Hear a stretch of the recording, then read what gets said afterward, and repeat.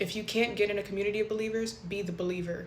Stretch your arms out, pray to me, sing to me, I'm here.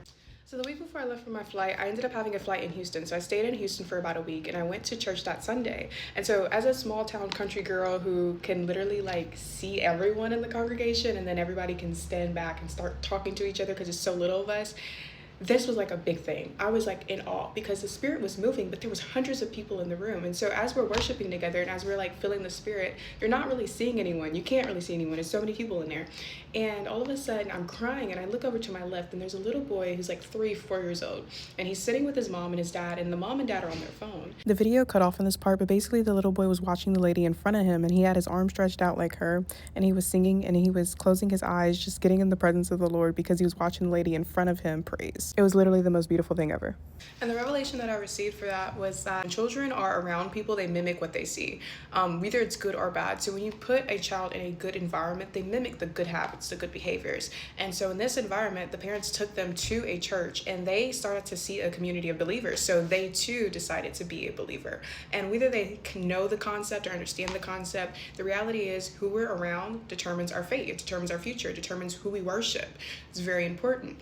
But whenever you're in my situation and you move from a geographic location to another, it's very different, right? So you have to start over, literally over. You have to go from having Bible study with your best friends on Monday and then going to church on Thursday and having a youth group and then going to Saturday prayer and then going to Sunday church service to not having a church, not having a community, not knowing any faith believers, and then not speaking the language as well. And I was telling God, I was like, I want to be like the little boy. I want to get in a position where I am surrounded by so much faith that the faith in me starts to have that fire again because I don't feel like myself anymore. And I was also telling God that like, not only do I not feel like I have that support, but I haven't had a hug in so long. Like all of my friends, I have constant hugs. I have constant people I can run to when things go wrong. Here, I don't have that. And so as I'm praying for all these things, I'm telling God, I was like, I wanted to feel like a warm hug. And so I've been here for almost 2 months now, and so I haven't had hot water since I've been here. But as I'm praying these things to God in the shower, I'm literally crying in the shower, and it's cold. It's ice cold water. All of a sudden, the water starts to get warm, and instantly I felt like that warm hug just happened. I'm gonna start crying.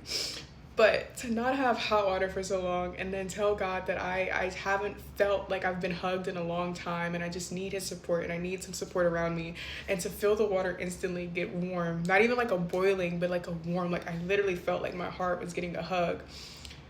I couldn't do anything but cry because instantly he put the image of the little boy in my head. Mind you, I haven't seen that little boy since like 2 months, 3 months now. And so he put that back in my head and I'm like, okay, God, what do you want me to do? And he said, just have that childlike faith.